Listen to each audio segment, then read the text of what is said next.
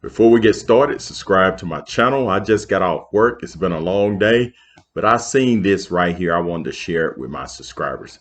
You're not going to see this on CNN, NBC, or ABC, or New York Times.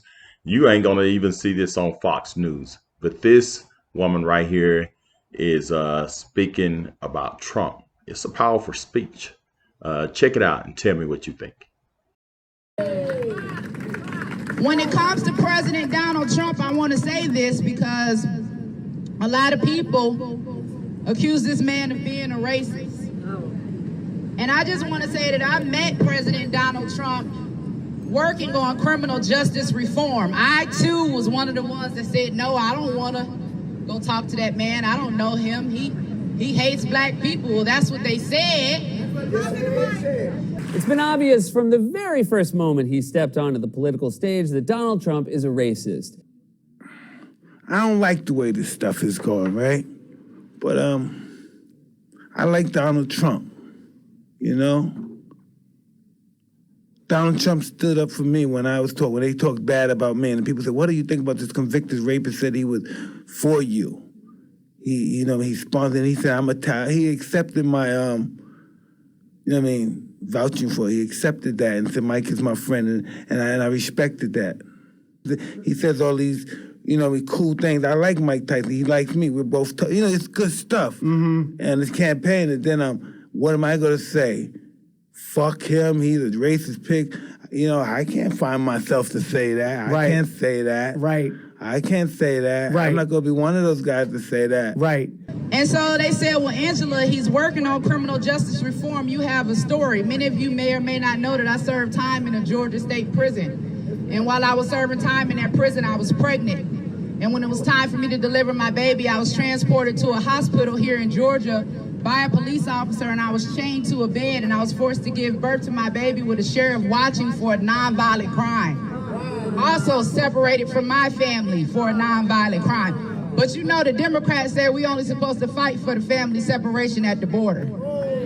They forgot all about the family separation in the border. They want Trump to apologize for the CP5, but they ain't demanded that Joe Biden apologize for the 94 crime bill. But that's something else. I had a story. They told me that this man was a racist, but I had a story, and I knew that if I could use my story to convince this man that there was a need to reform our criminal justice system, then I would do that. I wasn't going to be worried about emotions. I wasn't going to be worried about the media. I wasn't going to worry about the naysayers. I was going to go in with my story and see if I could make a difference. I found myself sitting in front of President Trump in the Oval Office, and I shared my story. This is the man that they told me was a racist. I don't know. I'm scared to death. Is he going to hang me? I don't know. Is he going to call the KKK the way that the media has portrayed it? I'm in a danger zone. Donald Trump is a racist, and that racism is at the core of his political ideology. It's not a side dish. It's the main course. Just so happened that he heard my story. Not only did he pass the First Step Act, but he also made it illegal for them to chain women to the bed during their childbirth.